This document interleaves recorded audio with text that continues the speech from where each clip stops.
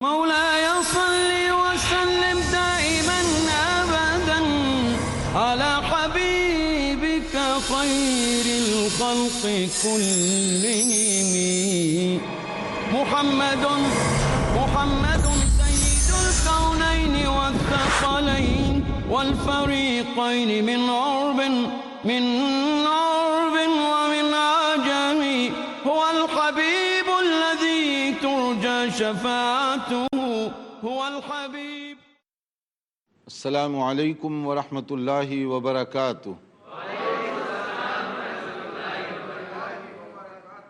الحمد للہ رب العالمین وصلی اللہ وسلم علی نبینا محمد وعلی آلہ وصحبہ اجمعین ومن تبعہ باحسان الی یوم الدین. اما بعد. محترم ناظرین، بلوغ المرام جو حدیث کی مشہور و معروف کتاب ہے اس کو لیے آپ کی خدمت میں حاضر ہیں. گزشتہ ہم نے تذکرہ کیا علم الفرائض کے حوالے سے میراث وراثت، کسی کے انتقال کے بعد اس کی دولت کیسے تقسیم ہونی چاہیے. اس سلسلے میں جو باتیں قرآن مجید سورہ نساء کے ابتدائی حصے میں ہیں اور اسی طرح سے احادیث میں اس کا تفصیلی ذکر کیا گیا، اور بعض صحابہ کرام اس مسئلے میں بڑے ماہر تھے. جیسے علم الفرائض وراثت کے مسئلے میں ایک مشہور صحابی حضرت زید بن ثابت رضی اللہ تعالی عنہ وہ اتھارٹی سمجھے جاتے تھے، اور عموماً اگر کہیں پر کوئی ڈفرینسز آف اوپینین ہو، اختلاف رائے ہو، تو انہی کی رائے کو زیادہ ترجیح دی جاتی ہے، کیونکہ وہ علم الفرائض کے وراثت کے ماہر صحابی سمجھے جاتے تھے. لیکن عجیب اتفاق ہے کہ اللہ تعالیٰ نے جن کے حقوق مقرر فرما دیے، جن کا ذکر قرآن مجید میں کیا گیا، جن کی تفصیلات احادیث میں موجود ہیں، مسلمانوں کی غالب اکثریت ان پر عمل کرنے کے لیے تیار نہیں ہے.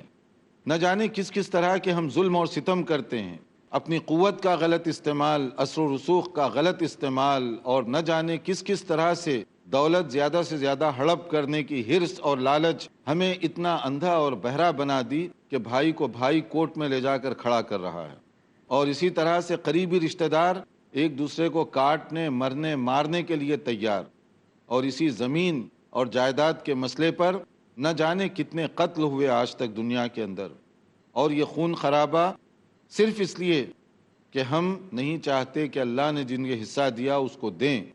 ہم نہیں چاہتے کہ رسول اللہ صلی اللہ علیہ وسلم نے مال تقسیم کرنے کا جو اصول بتایا اس پر عمل کریں. پھر کس بات کا ایمان ہوا ہمارا؟ کہاں ہمیں رسول اکرم صلی اللہ علیہ وسلم سے محبت ہے؟ تو اس لیے کوشش کیجئے کہ دنیا تو امیر کی بھی گزر جائے گی، غریب کی بھی گزر جائے گی. آپ چاہے کسی کی دولت ناجائز طریقے سے لیں یا جائز طریقے سے، مگر اپنی زندگی کا ایک لمحہ آپ نہیں بڑھا سکتے. جو اللہ نے زندگی مقرر کی اتنی ہی آپ کو ملے گی. امیر کی بھی گزرے گی، اسی طرح غریب کی بھی گزر جائے گی. لیکن جب دونوں اللہ کے سامنے پیش ہوں گے تو جو آدمی ظلم کرنے والا ہے اس کے لیے وہ انتہائی پچھتاوا اور حسرت کا دن ہوگا. حدیث رسول صلی اللہ علیہ وسلم میں جیسے آپ سن چکے ہیں کہ اگر کوئی آدمی ایک بالش زمین کسی کی ناجائز قبضے میں لیتا ہے تو وہ توق بنا کر 7 گنا زیادہ اس کی گردن میں ڈال دیا جائے گا. اس لیے بار بار سوچنا چاہیے ان بھائیوں کو جنہوں نے ظلم و ستم کے ذریعے سے اپنی بہنوں کو محروم کیا، ان کے حصے نہیں دیے، یا اپنے بھائیوں کے حصے نہیں دیے، یا بعض لوگ اپنی ماں کا حصہ نہیں دیے. ان کو سوچنا چاہیے کہ کل آنکھ لگ جائے گی تو یہ کھیت تو یہیں پر رہ جائے گا، مگر وہاں پر کیا ہوگا؟ وہاں پر پیمنٹ کیسے کریں گے؟ وہاں پر آپ کی نیکیاں لے کر اس کو دے دی جائیں گی، جبکہ نفسی کا عالم ہوگا. اس لیے جو اللہ نے جس کا حصہ مقرر کیا بن مانگے کہ اس کو وہ حصہ ملنا چاہیے. اس میں کوئی جذبات کی بات نہیں، ایموشنل بلیک میلنگ کی بات نہیں کہ بعض اوقات کسی کا انتقال ہو گیا، بڑا بھائی اوور ایکٹنگ کرتے ہوئے رونا شروع کر دیتا ہے کہ میں نے تمہیں پالا، میں نے تمہاری خدمت کی، لہٰذا تم حصے مت مانگو. تو یہ بلیک میلنگ کا طریقہ ہے. یا کبھی ماں رونا شروع کر دیتی ہے کہ آپ نہ لیں حصہ، کبھی وہ کہتا ہے کہ حصے تقسیم نہ کرو.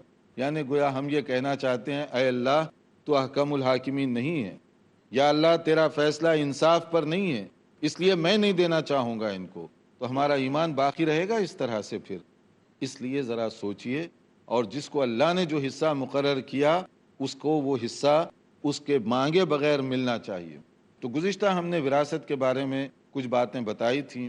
تو بہت سارے سوالات آپ کے تھے، اگر کوئی باقی رہ گئے ہوں تو آپ پوچھ لیں اس کا. ماشاء اللہ. السلام علیکم وعلیکم السلام. شیخ، میرا سوال حصے کے تعلق سے ہے کہ 4 بھائی میں سے 2 بھائی اگر چھوٹے ہو اور ان کا حصہ جو ہے ہر ایک کے اوپر 1-1 لاکھ روپے بنا ہو، اب جو 16 سال کے بعد وہ 2 چھوٹے بھائی جو بڑے ہو چکے ہیں تو وہ ان کو وہی 1-1 لاکھ روپے ان کے حصے میں آئیں گا یا ان میں کچھ بڑھوتری ہوں گی؟ اگر 4 بھائی ہیں اور اس میں سے 2 چھوٹے ہیں اور ان کو بھی 1-1 لاکھ ملے تو بڑے ہونے کے بعد جب ان کو دیا جائے گا تو اتنا ہی ملے گا یا زیادہ ہوگا؟ اگر وہ دولت ویسے ہی رکھی ہوئی تھی ان کی تو اتنی ہی ملے گی. لیکن اگر آپ نے اس کو انویسٹمنٹ میں ڈالا اور اس سے تجارت کی اور اس سے کوئی بینیفٹ ملا تو اسی حساب سے ان کی رقم میں اضافہ ہوتا جائے گا. اور اس میں جو ریکمینڈڈ چیز ہے وہ یہ ہے کہ آپ ویسے ہی رکھیں نہیں، تاکہ وہ زکوٰۃ دینا پڑے گا ہر سال اور اسی میں اس کی رقم خرچ ہوتی جائے گی. تو اس کا صحیح طریقہ یہ ہوگا کہ آپ اس کو پراپر انویسٹمنٹ میں ڈالیں نیک نیتی کے ساتھ، اور جو آدمی محنت کرے گا وہ اس کا اپنا حصہ یا بینیفٹ کا شیئر اپنا لے سکتا ہے. وہ جیسے بزنس کے عام اصول ہیں، جو بڑا بھائی محنت کرے گا، تجارت کرے گا، اپنا نفع رکھے لیکن ان کو بھی جائز نفع دے، تو اس طرح سے اس کی دولت بھی بڑھے گی، کام کرنے والے کو بھی فائدہ ہوگا، اور اس میں جو ہے وہ دولت کے کٹ ہونے کا خطرہ وہ بھی باقی نہیں رہے گا. جی. السلام علیکم شیخ. وعلیکم ایک السلام. آدمی ہے اور اس کے 2 بیٹے ہیں اور ایک بیٹا مینٹل ہے، تو اس میں وراثت کیسے تقسیم کی جائے گی؟ دیکھیے، ہم نے جیسے کہا ہے کہ اگر 2 بھائی ہیں اس میں سے ایک مینٹل ہے اور ایک تندرست ہے تو وراثت کیسے تقسیم ہوگی؟ دونوں بھائیوں کو حصہ تو برابر کا ملے گا، لیکن جو بھائی ذہنی طور پر کمزور ہے، آپ اس کے ہاتھ میں پیسہ دینے کے بجائے یا تو اس کا پیسہ کسی تجارت میں ڈالیے، یا دوسرا بھائی جو امانت دار اگر ہے تو وہ اس کے پیسے کی حفاظت کرے اور حسب ضرورت اس میں سے اس کو دیتا رہے. کیونکہ جیسے آپ قرآن مجید پڑھیں گے تو اس میں ہی آپ کو مل جائے گا کہ اگر وہ بچے ہیں چھوٹے یا ذہنی طور پر فٹ نہیں ہیں، میچور نہیں ہیں، تو ان کو اگر پیسہ دے دیا جائے گا تو اس کا نقصان ہو جائے گا، ان کو فائدہ نہیں ہوگا. ایسی صورت میں ان کو اس وقت پیسہ نہیں دیا جائے گا، ان کا حصہ تو مقرر ہو گیا. اب اس کو آپ یا تو تجارت میں ڈالیے یا کسی اور محفوظ طریقے سے اس کو رکھیے. جیسے زیادہ منی ہے تو ان کے نام پر کوئی پلاٹ خرید لیجئے، کوئی گھر خرید لیجئے اگر آپ بزنس نہیں کرنا چاہتے، تاکہ وہ گھر اس کے نام پر محفوظ ہو، اور جب بڑا ہو جائے تو وہ گھر اس کو دے دیجئے. اب اس کی مرضی ہے وہ گھر رکھتا ہے یا اس کو سیل کر کے کچھ اور خریدتا ہے، اس طرح سے کریں. تو جو اس طرح ذہنی طور پر معذور ہے، اچھے بھائی جو ہیں وہ اس کی جو ہے مدد کرنے کی کوشش کریں. آپ کو. ہیلو، السلام علیکم وعلیکم شیخ. السلام. میت کے وارثین میں اگر اس کی بیوی ہے اور ایک لڑکا ہے تو اس نے چھوڑے ہوئے حصے میں کیسی تقسیم کی جائیں گی؟ میت کے وارثین میں اگر بیوی ہے، اس کا لڑکا ہے، تو میں نے جیسے کہا کہ موٹی موٹی تقسیم میں نے بتائی آپ کو، ABC اس میں دیکھ لیا جائے گا. تو اسی لیے جتنے بھی قریبی رشتہ دار ہوں گے ان سے پوچھا جائے گا کہ یہ فلاں فلاں رشتہ دار ہیں، کس کو کتنا ملتا ہے. کیونکہ ہم یہاں ایگزیکٹلی فگر تو نہیں بتا سکتے جب تک کہ ہمیں مکمل رشتہ دار جو حقدار ہو سکتے ہیں ان کی لسٹ معلوم نہ ہو. اگر کوئی آدمی کا انتقال ہو گیا، اس کی اولاد بھی ہے، اس کی بیوی بھی ہے، تو بیوی کو 8واں حصہ ملے گا. ٹوٹل جتنا بھی اماؤنٹ آئے گا اس کا 8واں حصہ بیوی کو ملے گا، کیونکہ اولاد ہے. اور اولاد میں بھی دیکھا جائے گا کہ بیٹے کتنے ہیں اور بیٹیاں کتنی ہیں، اسی حساب سے پھر ان کے یونٹس بنتے جائیں گے انشاءاللہ. جی. السلام علیکم شیخ. وعلیکم السلام. شیخ، میرا سوال ہے کہ 3 بھائی ہیں، 3 بھائی ہیں، اس میں سے ایک بھائی کا انتقال ہو جاتا ہے اور تینوں بھائیوں کے ابھی والد زندہ ہیں. تو جب تینوں بھائیوں کے والد کا انتقال ہوتا ہے اور حصے بٹتے ہیں تو جو ان کا بیٹا پہلے انتقال ہوا ہوتا ہے تو ان کے بیٹوں میں کیسا بٹے گا حصہ؟ ہاں، اس کا مطلب آپ پوچھنا چاہتے ہیں پوترے کو کیا ملے گا، پوتا جو گرانڈ سن ہے ایک بھائی کا. دیکھیے، اصل میں پوتا جو ہے آٹومیٹک جو ہے حصے دار اس میں نہیں آتا نمبر 1 میں، وہ نمبر 2 میں جائے گا. اگر جو ہے بیٹے کچھ نہیں ہے تب اس کو دیکھا جائے گا، لیکن اگر اس کے 2 بیٹے تو زندہ ہیں تو وراثت جو بٹے گی وہ 2 بھائیوں میں بٹے گی. تیسرا بھائی جس کا انتقال ہو گیا، کیونکہ باپ سے پہلے اس کا انتقال ہوا تو وہ وارث نہیں بن سکتا. یہ دیکھا جاتا ہے کہ جب آدمی کا انتقال ہو اس وقت کتنے رشتہ دار ہیں. اس کی زندگی میں جو مر چکے ہیں وہ حقدار نہیں بنے، وہ تو پہلے مر گئے.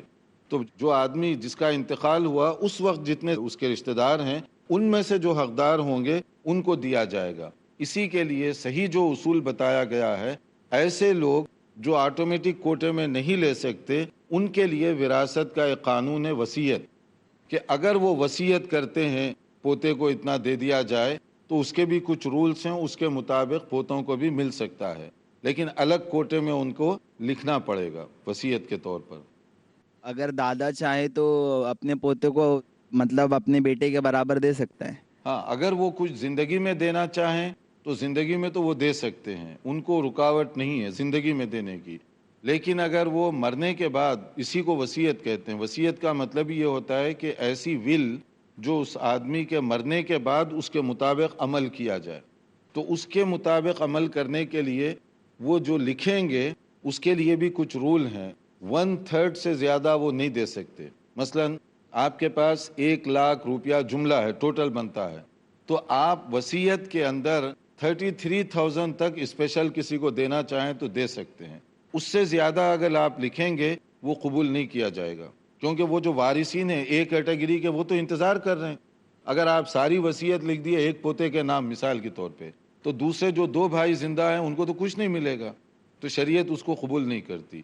شریعت کا یہ ہے کہ اگر آپ ول لکھیں گے تو 1/3 اس کے اندر اندر اس کو ملے گا، باقی آپ ایک کیٹیگری والوں کو چھوڑ دیں کیونکہ ان کو بھی تو کچھ ملنا چاہیے نا.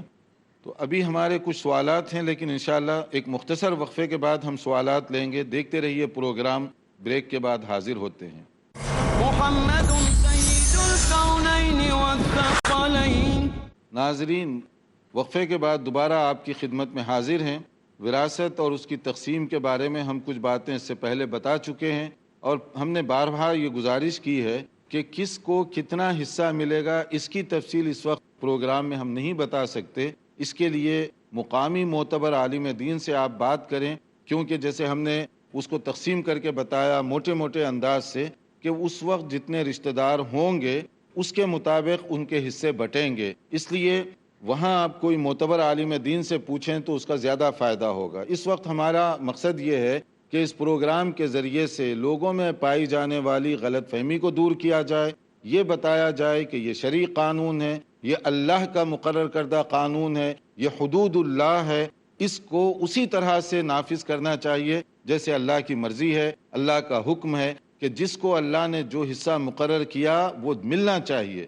آپ میں کوئی اور اس پر ظلم کر کے دبانے کی کوشش کریں گے، یہ بدترین ناانصافی اور ظلم ہوگا. قیامت کے دن اس کے بارے میں ان سے پوچھا جانے والا ہے، کیونکہ بہت سارے اس مسئلے میں سوالات ہیں، کیونکہ یہ ایک ایسا سینسیٹیو ایشو ہے جس کی کمیونٹی کو زیادہ ضرورت ہے. لوگ بہت کم عمل کرتے ہیں، تو ہم کوشش کریں گے کہ اس میں زیادہ سوالات لیں. جی، آپ کچھ پوچھنا چاہتے ہیں؟ السلام علیکم شیخ. وعلیکم السلام. جیسے اس سے پہلے آپ بتائے کہ اگر کسی کا سامان کوئی دیکھے تب تک نہ لے جب تک اس تک پہنچا نہ دے، اور تو بھی نہ چھوئے کہ مطلب یہ نہ رکھتا ہو کہ مطلب نہیں پہنچا پائیں گے. جیسے کسی کی بکری آئی میرے پاس، وہ اس کو میں رکھ لیا، اور سال بھر کے بعد وہ میری ہو جائے گی، اور 2 مہینے کے بعد وہ ہمارے ہی گھر پر گابھن ہو گئی. پھر 4 مہینہ 5 مہینہ کے بعد وہ بچہ دے دی. پھر 11ویں مہینے میں وہ وارث دار اس کا آ گیا اور بولا کہ یہ میری بکری ہے، اور جب کہ گابھن ہوئی میرے گھر پر، بچہ اس کو پالا پوسا، بچہ میرے گھر پر ہوا، تو اس کی بکری کے ساتھ بچہ بھی دے دیں گے یا صرف بکری دے دیں گے؟ اور دوسرا سوال کہ ایک عورت ہے، اس سے ناجائز سمبند بنا کر کے اولاد پیدا ہوا، پھر اس سے نکاح کر لیا، 2-3 بچے اور ہوئے، تو وراثت میں حصے داری مطلب کیسے ان لوگ کی بٹوارہ ہوگی؟ اور اگر ناجائز اولاد ہے تو اس کو بھی برابر ملے گا یا نہیں ملے گا؟ اگر نہیں ملے گا تو پھر گناہگار کون ہے؟ دیکھیے، اس میں جو پہلا سوال آپ بہت تاخیر سے سوال کر رہے ہیں، لقطہ یعنی گری پڑی چیز کو اٹھانے کا اس سے پہلے کے لیکچر میں ہم نے تفصیل سے ذکر کیا ہے، لیکن آپ نے پوچھا ہے کہ وہ بکری کے بارے میں. اگر بکری کی آپ نے حفاظت کی اور اس کو چارہ بھی ڈالا تو اس کے آپ حقدار ہیں کہ اس کا دودھ بھی پیتے رہیں، اس سے فائدہ بھی اٹھاتے رہیں. اور جب وہ آدمی آئے تو بکری اور اس کے جو بچے ہیں، اب اس آنے والے کو بھی چاہیے کہ جو آپ نے محنت مزدوری کی اور اس کے ساتھ اتنا سب کچھ کیا، تو آپ کا بھی وہ خیال رکھے. بکری کا تو مالک وہی ہوگا، لیکن یہ ہے کہ آپ کا خیال رکھنا بھی اس کے لیے ضروری ہے. جیسے اگر آپ اس کا اعلان کرنے کے لیے اخبار میں دیتے ہیں تو اخبار والے پیسوں کے بغیر تو خبر چھاپیں گے نہیں. جب پیسے دیں گے تو کون خرچ کرے گا اس کا؟ وہ اسی کے اماؤنٹ سے نکالیں گے پیسے، کیونکہ اس کے لیے آپ نے یہ محنت کی ہے. اس لیے دونوں کی یہ اخلاقی بات بن گئی. بکری اس کو دے دیں، مگر یہ ہے کہ آپ اس سے اپنا جو بھی خرچ ہوا ہے پورا وصول کر لیں. وہ چاہے ایک بچے کی شکل میں ملے، 2 کی شکل میں ملے، اخراجات لینے کے آپ کو حق ملتا ہے. دوسرا جو آپ نے سوال کیا، یہ بڑا سیریس مسئلہ ہے. اللہ تعالیٰ محفوظ رکھے. اگر اس طرح کی کوئی، جس کو ہم کہتے ہیں ناجائز اولاد، حرام بچے وغیرہ وغیرہ، وہ لوگ وارث نہیں بنتے. نسب اس کے ذریعے سے ثابت نہیں ہوتا. نسب ثابت ہوتا ہے عقد صحیح کے ذریعے سے. اگر عقد صحیح نہ ہوا ہو تو باپ وہ نہیں بنے گا، باپ کی طرف اس کی نسبت نہیں لگائی جائے گی. باپ اسی وقت بنے گا جب عقد صحیح ان کے درمیان ہوا ہوگا. پھر گناہگار کون ہوگا؟ گناہگار تو نیت کے مطابق ہے کہ گناہ کے مسئلے میں جس نے یہ بری حرکت کی، ظاہر اسلامی طور پر تو اس کی سخت سزا بھی رکھی گئی. اسی طرح سے ماں یا وہ عورت جس نے یہ غلط حرکت کی، گناہ کا کام کیا، وہ بھی گناہگار ہوں گے. دونوں گناہگار ہیں اس کے اندر. وہ آدمی جس نے یہ برائی کی حرکت کی، وہ عورت جس کی وجہ سے یہ حرکت ہوئی، دونوں سخت گناہگار ہیں. اسی لیے زنا کی سزا اسلام میں دونوں کو رکھی گئی، مرد کے لیے بھی ہے، عورت کے لیے بھی ہے. البتہ بچہ گناہگار نہیں ہے. بچہ تو معصوم ہے، اس کا کیا قصور ہے؟ غلطی تو بڑوں کی ہے. تو بچے کو گناہگار نہیں کہا جائے گا، کیونکہ بچہ تو ان کے جو بھی غلطیاں ہوئی اس کا نتیجہ ہے، اس لیے اس کو آپ کچھ نہیں کہہ سکتے. اس کا پھر بھی وہ جائیداد سے بھی تو دخل ہو رہا ہے، کیونکہ وہ آپ کا حقیقی بیٹے کے طور پہ نہیں ہوگا. کیونکہ اس کے ساتھ نسب نہیں بنتا آپ کا. کہ نسب اس لیے کہ جو عقد صحیح ہوا وہی نسب بنے گا، اور اگر وہ عقد صحیح نہیں ہوا تو اس کے ساتھ نسب اور نسب سے متعلق جو دوسری چیزیں ہیں وہ صحیح نہیں ہوتی. اس کے پر یہ گناہ تو ہوا کہ مطلب ہم اپنی وراثت میں سے کچھ نہیں دے سکتے ہیں، تو یہ تو اس کے پر ہم تو گناہ بھی کر رہے ہیں، یا اس کو مطلب ہم ستا رہے ہیں، کچھ نہیں دے رہے ہیں. نہیں، ان کو دینے کے لیے جیسے ہم نے پہلے ہی بتایا ہے کہ اگر ایسے لوگ جن کو آٹومیٹک نہیں ملتا تو آپ وصیت کر سکتے ہیں. وصیت آپ کسی کے لیے بھی کر سکتے ہیں. وصیت کا قانون اسی لیے رکھا ہوا ہے کہ جو آٹومیٹک کوٹے میں نہیں آئے گا اس کو آپ دینا چاہتے ہیں تو لکھ دیں پہلے سے ہی. آپ بتا دیں کہ فلاں کو اتنا حصہ دیا جائے. فرمائیے. السلام علیکم سر. وعلیکم السلام. آپ نے اپنے اسپیچ میں بولے کہ ہر بھائی کا حصہ برابر ہونا چاہیے. ابھی میرا ایک سوال ہے کہ ایک باپ تھا، مطلب وہ انتقال کر گئے، اور ان کے ایک بزنس تھا اور ایک گھر تھا، اور ان کے 3-4 بیٹا تھا. ابھی 3-4 جتنے بھی بیٹا تھا سب اسٹیبلش ہے، 1-2-3 نوکری کرتے ہیں، ایک بزنس کرتے ہیں. ابھی وہ لوگ مطلب بھائی لوگ اگر آپس میں انڈرسٹینڈنگ کر لے کہ میں اس گھر میں رہ رہا ہوں اور 2 باہر رہ رہے، تو اس میں کیا پرابلم ہے؟ کیونکہ وہ لوگ مطلب بھائی لوگ آپس میں انڈرسٹینڈنگ کے حساب سے رہ رہے ہیں. دیکھیے، اگر کسی کا انتقال ہو گیا اور اس کے 4 بچے ہیں اور کچھ کام کر رہے ہیں، کچھ تجارت کر رہے ہیں، اور ہر ایک اپنی اپنی جگہ ویل آف جس کو کہتے ہیں خوشحال زندگی گزار رہا ہے، اور انڈرسٹینڈنگ کے ذریعے سے وہ دولت کو اکٹھی رکھنا چاہتے ہیں، تو دیکھیے انڈرسٹینڈنگ. میرا کہنے کا مطلب یہ تھا کہ وہ بھائی لوگ اپنے انڈرسٹینڈنگ کے حساب سے کوئی پورا گھر لے لیتے ہیں، کوئی ایک بزنس لے لیتے ہیں، کوئی بولتے ہیں کہ میں اپنے الگ جگہ میں گھر بنا لیا بس. تو کسی کی حصہ زیادہ ہو گیا، کسی کی حصہ کم ہو گیا، لیکن اپنے حساب سے وہ لوگ خوش ہے. تو کیا یہ جائز ہے؟ ہاں، اگر بھائی 4 ہیں اور وہ اپنی اپنی انڈرسٹینڈنگ سے ایک حصہ لے لیے، کسی کا کم کسی کا زیادہ، لیکن یہ کہ آپس میں ان کا ایک سمجھوتا ہو گیا اور ان کو کوئی جھگڑا اختلاف نہیں ہے، بظاہر اس میں کوئی خرابی نہیں ہے، کیونکہ 4 ہی حصے دار ہیں مثلاً، اور 4 آدمی اپنی اپنی سہولت سے تقسیم کر رہے ہیں. وہ کہتا ہے کہ یہ گھر مجھے زیادہ پسند ہے، میں یہ لے لوں گا، بس یہی کافی ہے میرے لیے. دوسرا کہتا ہے کہ بزنس مجھے کافی ہے اور میں دوسرا نہیں مانگوں گا، اس میں میں خوش ہوں. تیسرا زمین لے لیتا ہے، چوتھا باغ لے لیتا ہے. اگر حصے ڈالے جائیں یا اس کا اماؤنٹ بنایا جائے تو کوئی کم ہوگا کوئی زیادہ ہوگا، لیکن آپس میں سمجھوتے کے تحت کیا جائے تو یہ درست ہے، اس میں کوئی زیادتی کی بات نہیں ہے. لیکن پریکٹیکلی جو ہے اس کی وجہ سے کچھ خرابیاں پیدا ہونے کا امکان ہے. خرابیاں اس طرح سے پیدا ہو سکتی ہیں کہ بھائیوں میں نہیں تو بھائی کی اولاد آپس میں لڑے گی اس مسئلے کو لے کر. اس لیے کہ وہ کہیں گے کہ گھر 1 لاکھ کا ہے، بزنس 1.5 لاکھ کی تھی، آپ تو زیادہ مار دیے حصہ، تو لہٰذا 50,000 ہمیں واپس کرو. تو یہ جھگڑے کا چانس موجود رہتا ہے. اور کبھی یہ بھی ہو سکتا ہے کہ 4 بھائیوں میں بظاہر دیکھنے میں تو وہ کہتے ہیں ہم خوش ہیں، ٹھیک ہے مجھے گھر مل گیا، مجھے بزنس مل گئی، لیکن ہو سکتا ہے کہ دل سے خوش نہ ہوں وہ، اس لیے کہ ایک بھائی جس کو بزنس 1.5 لاکھ کی مل گئی اور جس کو 1 لاکھ کا گھر ملا، وہ دونوں اس طرح دل سے خوش نہیں ہوں گے. وہ کہے گا کہ اس کو زیادہ حصہ گیا، کبھی نہ کبھی وہ دل سے وہ بات کو نکالے گا. کبھی ایسے ہوتا ہے کہ مرنے کے بعد جذباتی ماحول ہوتا ہے، اب بھائی سے پوچھتے ہیں ذرا زور دے کر کہ میں بزنس چلا سکتا ہوں، میں لے لوں گا بزنس، راضی ہے نا تم؟ اب وہ ڈرتا ہے، وہ کہے گا کہ ناراض ہوں تو پھر لڑائی ہوگی، اس لیے وہ کہتا ہے اچھا ٹھیک ہے تم گھر لے لو. وہ کہتا ہے اچھا ٹھیک ہے، حالانکہ یہ انصاف کے خلاف ہوگا، کیونکہ 1.5 لاکھ کی بزنس آپ لے رہے ہیں اور 1 لاکھ کا اس کو دے رہے ہیں، لیکن اس زور سے بولتے ہیں کہ وہ اختلاف نہیں کرتا. دیکھنے میں ہنسی خوشی کا لگتا ہے لیکن دل میں یہ مسئلہ رہتا ہے. تو ایسی صورت میں بہتر طریقہ یہ ہے کہ آپ اس کا اماؤنٹ نکالیں، پہلے گھر کتنے کا ہے، بزنس کتنے کی ہے، اس کی ویلیویشن کر لیں، پھر جس کو جتنا حصہ ملتا ہے بتا دے کہ آپ بزنس آپ ہی کریں، مگر یہ 1.5 لاکھ کی بزنس ہے لہٰذا 50,000 اکاؤنٹ میں ڈالو. اور جو بھائی کو 1 لاکھ مل رہے ہیں وہ 50,000 لے کر اس کو دے دیے جائیں تاکہ اس کو بھی پورا ملے. آپ بزنس کرنا چاہتے ہیں آپ لے لیں بزنس، مگر زیادہ جو مل رہا ہے آپ کو واپس کر دیں. آپ جس بھائی کو کم مل رہا ہے وہ کمی جتنی ہے وہ زیادہ لینے والا اپنی طرف سے اس کو دے دے. یہ ہوتی ہے انڈرسٹینڈنگ، یہ زیادہ بہتر شکل ہے. ورنہ جو ہے ان کی بھی لڑائی کا خطرہ ہے، یا ان کی بیویاں آپس میں لڑیں گی، یا پھر ان کے بچے ہوں گے تو آپس میں لڑیں گے. تو ایسے دروازے کیوں کھلے رکھتے ہیں جو فتنے اور فساد کا سبب بنے؟ یہ اور اس طرح کے اور بھی سوالات ہیں، لیکن چونکہ ہمارا وقت یہاں پر پورا ہو رہا ہے اور وراثت کا مسئلہ ہے بھی بڑا سیریس اور سنسیئر قسم کا، اس میں نہایت درجے حساس یہ موضوع ہے، کیونکہ بہت سارے لوگ اس پر عمل نہیں کرتے. حتیٰ کہ وہ لوگ جو نماز روزے کی پابندی کرتے ہیں مگر اللہ نے جو حق دیا حقداروں کو دینے کے لیے تیار نہیں ہیں. حقوق العباد کا مسئلہ انتہائی سنگین اور سیریس ہے، اس میں یہ نقطہ ذہن میں رکھیے.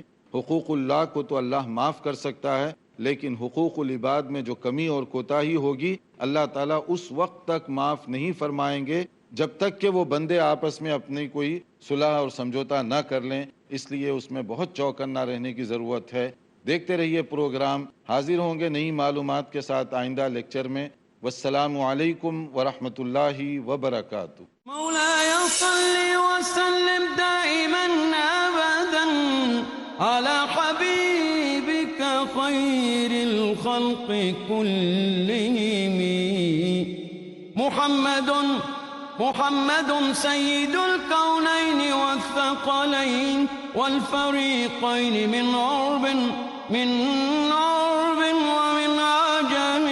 هو الحبيب الذي ترجى شفاعته، هو الحبيب الذي